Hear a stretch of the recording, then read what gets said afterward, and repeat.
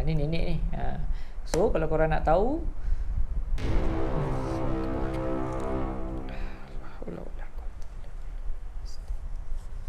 Assalamualaikum warahmatullahi wabarakatuh dan selamat sejahtera, selamat kembali ke channel aku. Terima kasih pada korang semua yang dah subscribe channel ni. Yang masih lagi belum subscribe, harap korang boleh tekan butang subscribe dan juga tekan butang loceng. Jadi untuk video kali ni aku akan buat satu lagi review berkenaan dengan buku daripada siri Kisah dengan Jin. Kali ni siri yang kedua. Kalau korang nak tahu cerita apa yang ada dalam siri yang kedua ni, korang layan intro aku ni dulu.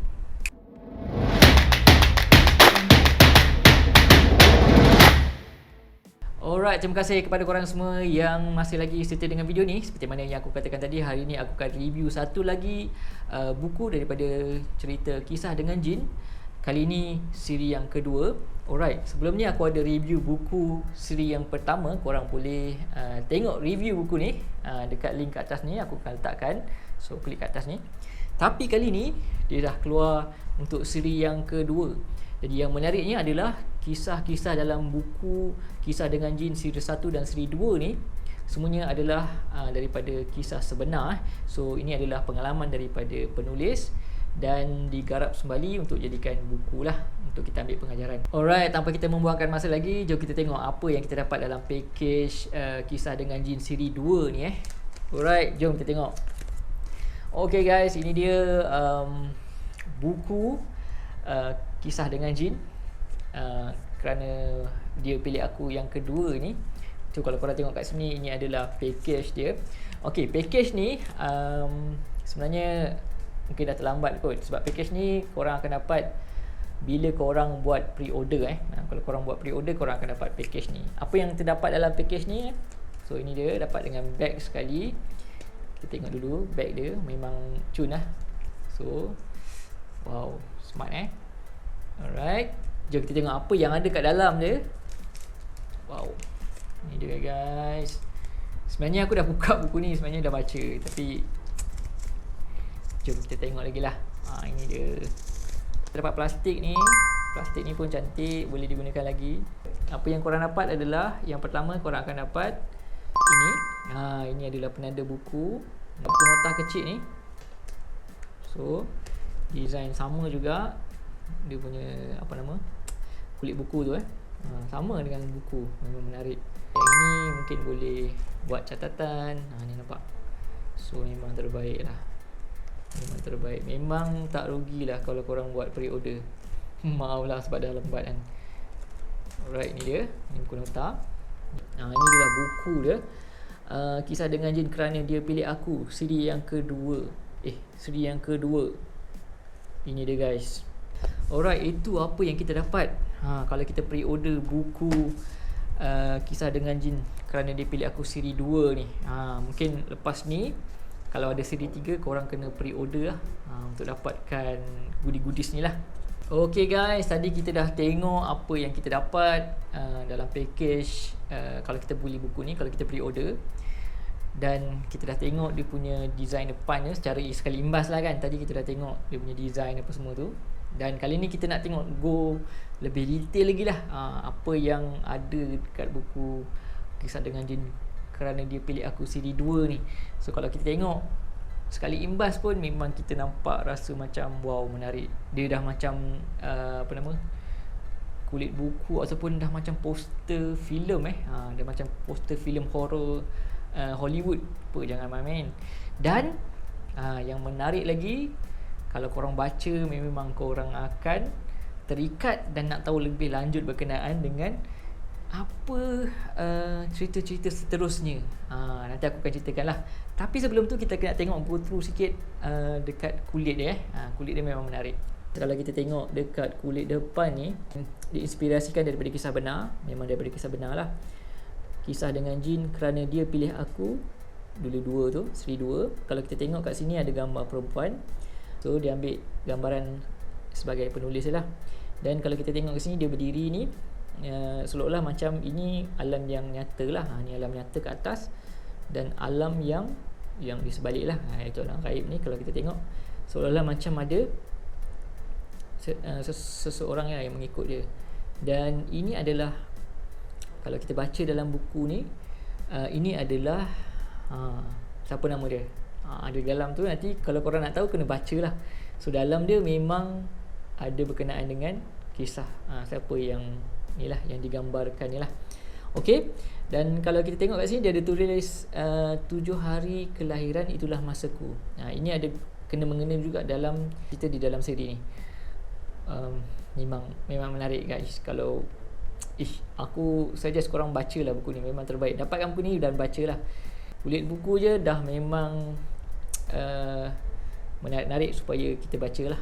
Okay, dan belakang dia adalah dia tulis kat sini tajuk-tajuk cerita yang ada dekat dalam siri 2 ni. Apa yang penulis tulis kat sini, dia kata kerana dia pilih aku merupakan catatan pengalaman gangguan misteri yang dialami oleh Ayu sejak tahun 2014. Pembaca dapat menyelami tentang dunia mistik mengenai kejadian sihir, saka dan gangguan jin melalui bahasa yang santai. So memang betul lah. Alright guys, tadi kita dah go through dia punya kulit buku ni. Sekarang ni masa yang kita tunggu-tunggu, kita nak go through dia punya kisah-kisah ataupun cerita-cerita yang ada dekat siri 2 ni. Untuk pengetahuan korang, dalam siri 1 ia mengandungi 12 cerita, iaitu cerita 1 hingga cerita yang ke-12. Dan untuk siri yang kedua ni, dia mengandungi 12 lagi cerita, iaitu cerita 13 hingga ke cerita ke-24 lah. Okey, jom aku ceritakan sedikit sinopsis cerita 13 hingga cerita ke-24 yang ada dekat dalam buku Kisah Dengan Jin Kerana Dipilih Aku siri 2 ni. Jom kita tengok. Untuk cerita yang ke-13 ni, tajuk dia Hijab Mereka Terbuka.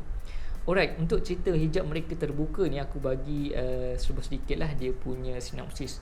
Okey, dia sebenarnya berkenaan dengan penulis, dia ada kawan dekat sekolah lah. So maksudnya penulis ni dia cikgu lah. So dia ada kawan cikgu yang lain, mengatakan bahawa anak kepada kawan itu boleh nampak sesuatu lah. So maksudnya hijab mereka terbuka. So maksudnya mereka ni dapat kena gangguan pada awal tu, berubat, dan rupanya mereka ataupun anak-anak dia ni nampak lah, maksudnya hijab mereka. Tapi bila mereka dewasa, mereka hilang lah, hijab tu hilang, mungkin oleh kerana dosa ke apa ke, so macam tu. So lebih kepada kisah kanak-kanak lah, sebab kanak-kanak ni banyak yang daripada kecil dia akan nampak sesuatu lah kan, so macam tu. Okay, kalau korang nak tahu lebih lanjut, cerita dia memang menarik. Kalau nak tahu lanjut, kena dapatkan buku ni lah. Alright, untuk kisah yang ataupun cerita yang ke-14 ni, tajuk dia Berubat di Selong. Cerita yang berubat di Selong ni, ini berkenaan dengan kisah tadi itulah. Si penulis ni dia ada kawan dia ni berubat lah kan dekat satu tempat ni, nama dia di Selong lah. Selong ni dekat Johor lah kalau korang nak tahu kan, dekat-dekat dengan Senai, antara Senai dengan Johor macam tu. So dekat Selong ni, kiranya macam ada kawan dengan penulis ni, dia bawa anak dia pergi berubat lah. So katanya perawat tu dia tangkap jin tu masuk ke dalam botol lah.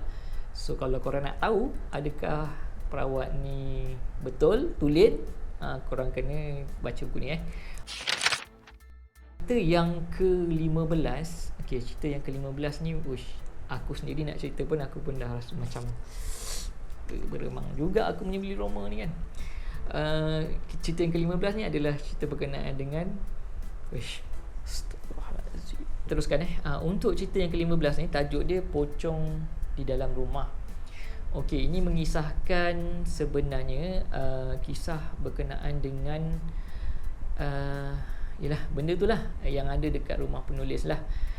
Dan sebenarnya kisah dia sebenarnya anak kepada penulis ni, anak dia yang sulung, kebetulan masa tu tak nak ikut dia keluar lah sebab dia baru balik sekolah, penat. Dia tinggal rumah seorang-seorang lah, waktu tu dah petang macam tu kan. So dia dengar macam seolah-olah macam ada bunyi duk duk duk duk kan kat dalam rumah tu. Astagfirullahaladzim. Jadi ini cerita ni pengalaman daripada anak penulis lah. So kisahnya bila dia terdengar macam tu, seolah-olah macam ada something lah yang bunyi-bunyi tu kan, menuruni tangga tu, seolah-olah macam dia itulah ada benda yang nak turun daripada tingkat atas. Jadi anak kepada penulis ni sebenarnya tak pun nampak benda tu, cumanya dia oleh kerana perasaan dia takut, bila dia tengok atas tu takut benda tu muncul, dia pun lari keluar pergi ke rumah jiran depan rumah tu. Dan bila penulis balik bersama dengan suami dan juga keluarga dia yang lain, sampai ke rumah tengok rumah pintu terbuka apa semua kan, tak kunci lah kan, TV semua terbuka. Katanya tengok anak yang sulung tu tak ada kat rumah. So bila dia masuk, tengok anak tak ada, dan anak sulung tu balik menceritakanlah apa yang pengalaman yang dia alami itulah. Jadi daripada pengalaman yang dia ceritakan tu, pembantu rumah kepada penulis ni pun buka cerita. Katanya dia pernah terserempak dengan itulah, dia pernah terserempak, dan tapi benda tu hilang macam tu je lah. So benda tu hilang macam tu lah. So katanya lah, dan pembantu rumah tu kata dia tak nak ceritakan lah, dia takut nanti ahli keluarga dia tak senang pula kan. So takut pula dengan cerita-cerita tu. So dia, maksudnya pembantu rumah ni dah jumpa sebelum ni dah jumpa, jadi dia rahsiakan lah, sehinggalah anak kepada penulis ni mengalami, orang kata, pengalaman tu lah. Cerita yang ke-16 ni, tajuk dia berubat di Muar.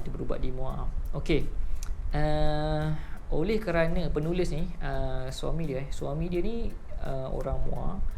Jadi dia masa dia balik ke Muar tu,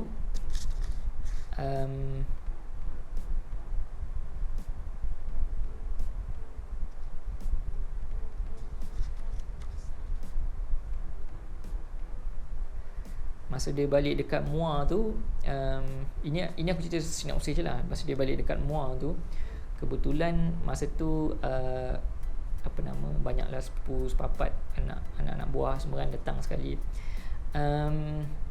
Kiranya mentua kepada ini kiranya macam Muar ni kampung kepada suami dia lah. Kampung kepada suami dia, maksudnya mentua kepada penulis lah. Bila dia balik tu, sebenarnya masih lagi rahsiakan lah berkenaan dengan situasi yang dialami oleh penulis ni kan. Tapi masa tu, sebab dia ingatkan masa tu dah okey jadi masa tu kebetulan dekat rumah mentua dia ni adalah satu tempat yang orang kata mak mentua kepada penulis ni biasa nampak je lah kan. Cuma dia tak war-warkan lah, tak ceritakan lah. So dia kata sebab benda tu pun benda yang baik lah kan, sebabnya kebiasaannya dia nampak benda tu, tapi menyebabkan penulis ni rasa seram sejuk lah kan. So dia rasa benda tu ada. Dan oleh kerana bila terasa macam tu, mentua kepada penulis pun bagi tahulah ada tempat rawatan di Muar. So dia pergilah buat rawatan dekat Muar. So rawatan yang dekat Muar ni menggunakan, orang kata astagfirullah, menggunakan bulu landak, duri landak, bulu ke duri landak tu lah. Dan sebenarnya berkenaan dengan duri landak ni, aku pun pernah ada pengalaman jugalah, dirawat dengan menggunakan bulu landak ni. So bulu landak tu macam ni, so macam tu. So kalau ada gangguan, korang akan rasa sakit lah. Kebiasaannya dia akan letakkan antara dua jari sama jari, kebiasaannya antara dua jari ibu jari kaki lah, dan kebiasaannya dekat antara jari-jari kaki kita lah. Kalau ada benda tu, dia akan rasa sakit, pedih. Cerita yang ke-17 pula adalah Kelibat X, Robni Bana Tijodi. Dalam kurungan tu lah. Dia sebenarnya tajuk filem Hindustan ni. Tajuk filem Hindustan. Ini sebenarnya cerita berkenaan dengan macam mana suami kepada penulis ni mendapat ilham ke? Dalam cerita yang ke-17 ni mengisahkan macam mana suami kepada penulis selalu termimpi-mimpikan si penulis ni lah kan. So penulis ni nama dia Ayu. So macam tu termimpi-mimpikan Ayu. Jadi dia pun tanya dengan ustaz berkenaan dengan mimpi dia ni. Sebab dia kata dia ada girlfriend kan. Ustaz ni bagi tahu buat istikharah, nampak ke muka dia kan, macam tu. Kalau nampak juga dia tak puas hati lagi lah. Kalau tak puas hati lagi, ini ada satu cara ni. Dia buat macam mana? Tulis nama calon-calon.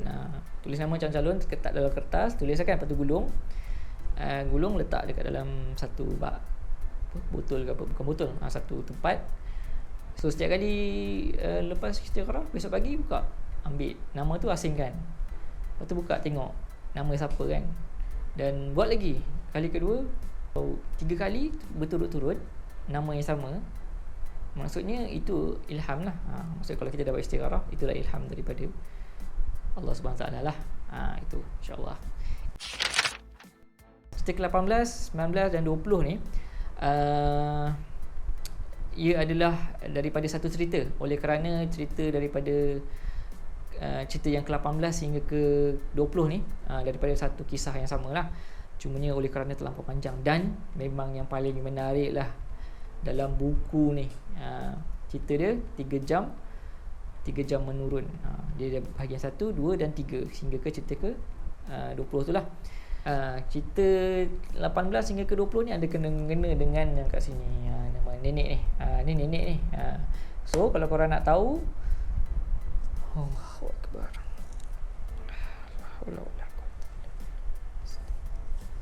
korang kena dapatkan buku ni dan bacalah. Alright.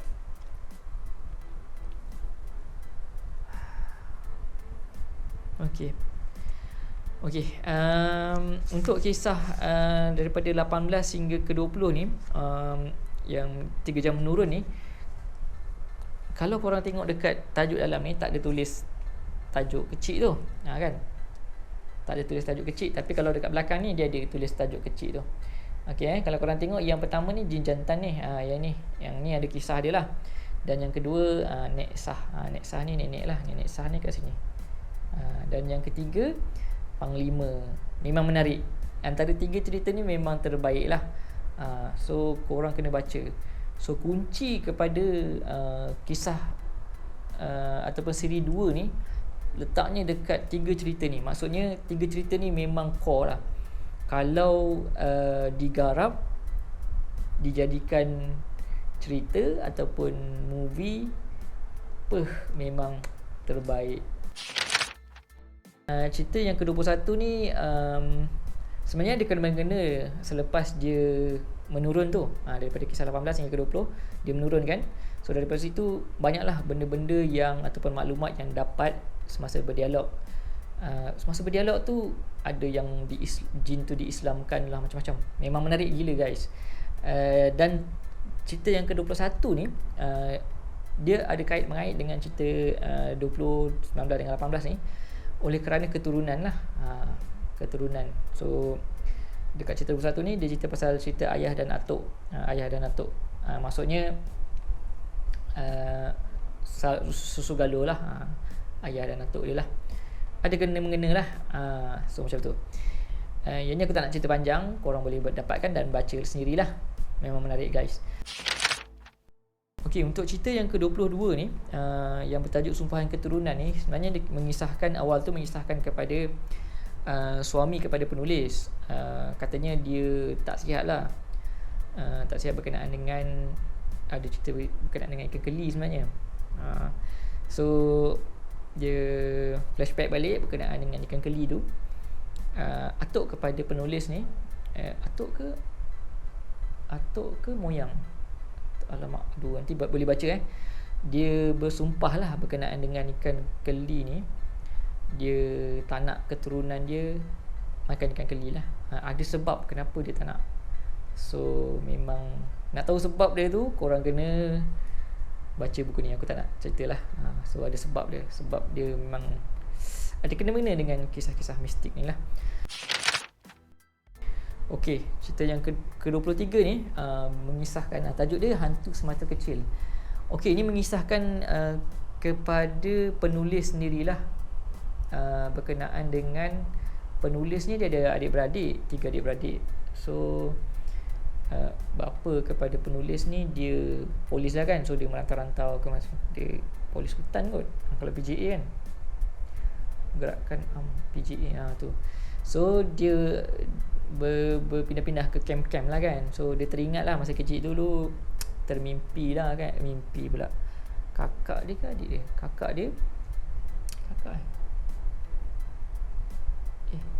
suami kepada penulis ke penulis ni, check balik, tapi macam tu lah.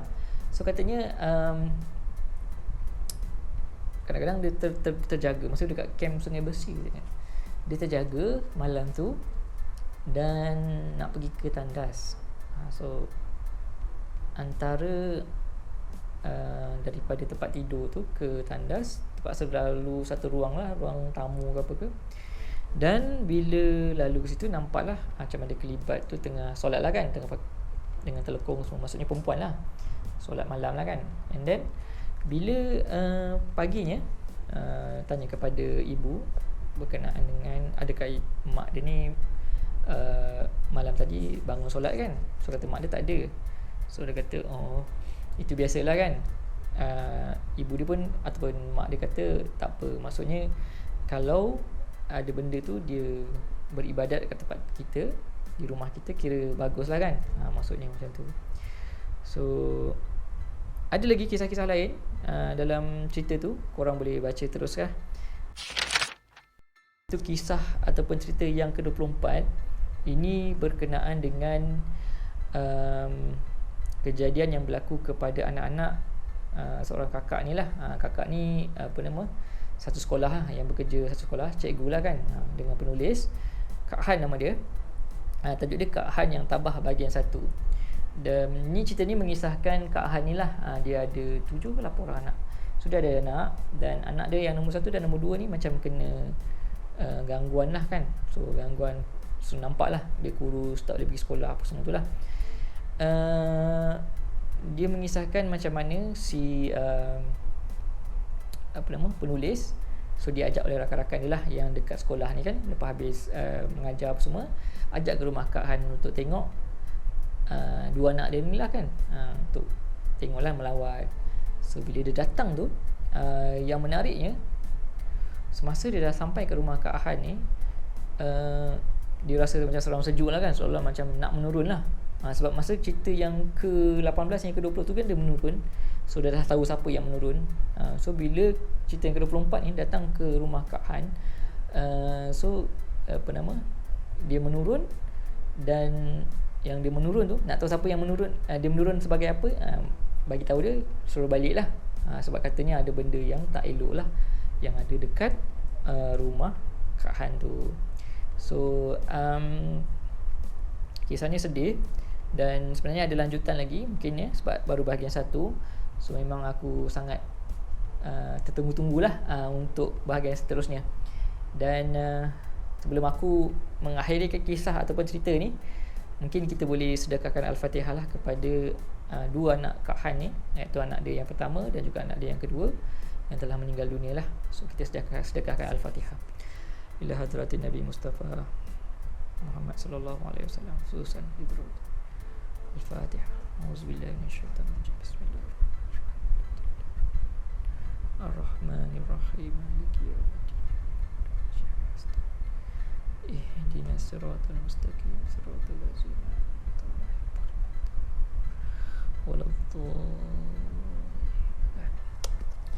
Alright guys, itu dia kisah ataupun cerita-cerita yang ada pada buku kisah dengan jin siri 2 ni, iaitu cerita 13 hingga yang ke-24 yang aku dah ceritakan tadi.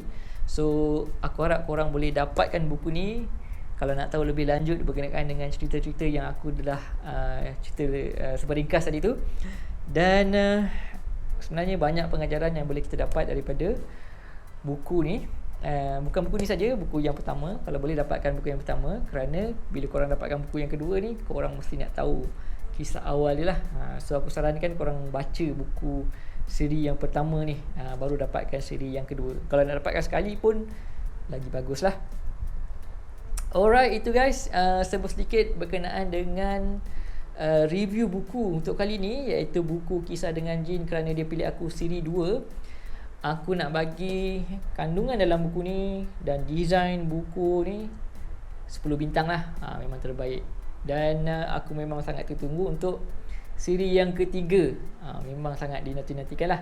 Alright guys, kalau korang nak dapatkan buku ni, aku akan letakkan link di bawah. Korang boleh contact dengan penulis dia sendiri. Kalau nak minta autograf pun boleh. Itu macam tu lah. Dan mungkin untuk siri 2 ni korang mungkin akan dapat ni penanda ni. Tak pasti, mungkin akan dapat penanda ataupun dengan buku kecil ni, bersama dengan bag ni lah. So dapat dengan bag ni. Mungkin buku nota ni tak dapat sekali kot. Alright. Okay, itu dah guys, review buku untuk kali ni. Terima kasih pada korang semua yang tengok video ni sampai habis, yang tekun, yang mendengar sinopsis aku pada hari ni. InsyaAllah kita akan review lagi buku-buku lain kalau ada, insyaAllah. Dan mungkin untuk siri yang ketiga lah. Nanti kita tunggukan untuk siri yang ketiga. Alright, itu saja untuk video kali ni. Yang dah subscribe, aku ucapkan ribuan terima kasih. Yang masih lagi belum subscribe tu, please tekan butang subscribe dan juga tekan butang loceng. Okay, kita jumpa dalam video yang akan datang. Assalamualaikum.